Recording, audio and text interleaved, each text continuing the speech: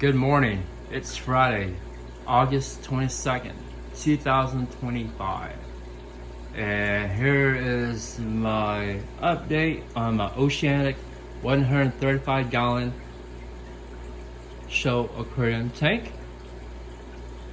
As you can see on the top main tank, I have all of my inhabitants, my buddies. Starting over here, as you pan from the left to the right, you can see probably a convex cichlid there. The blood parrots, the heart-shaped parrots, sweetheart parrots, the yellow, and I got some super red. There goes the polar blue sapphire cichlid, the other convict. As I pan over here, you'll see the albino or pink male convict cichlid as well. And then probably back there, see zooming around, is another convict cichlid. There was the F1 generation, first generation, and then I did have another spawn of the F2 generation, but unfortunately, my tiger Oscars had a buffet. On top, you see swimming on top is my Australian Giardini arowana. And also you see there's a flower horn.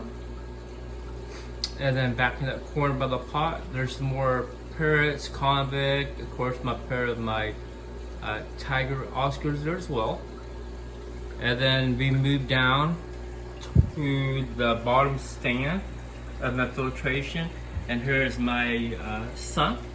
Down here as well I have two female convicts from the first generation F1, and then you see a little guy on there, that is a electric blue aquara. I did have 4 of those, but he's the last remainder survivor on the top.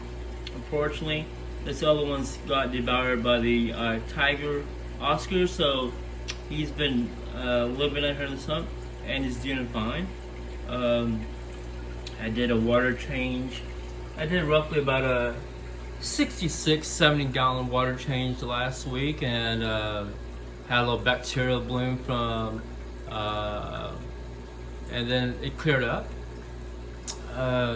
As far as the equipment goes, I have two 36-inch Aquatic Life, I think they're T5 or T8 bulbs. I did have some beams work, LED strip lights, but one of the valves is bad, or the transformer, so I have to get that replaced. Inside of here is a MaxiJet 1200, convert that from a power head to a wave maker. And then I have a little air bubbler here as well. I have a 300 watt Eheim Evo Jagger submersible heater. And then as we go down below, from left to right, excuse the mess, but this is a food. I have Eheim 2017 canister filter. That is a eShops WDC 150 wet dry sump with an Eheim 1262 return pump as well.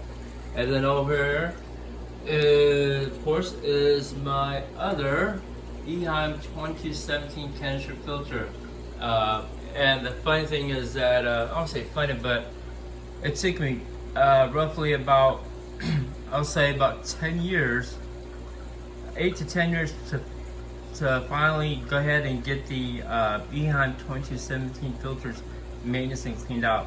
Since I've done that, there's been significant flow.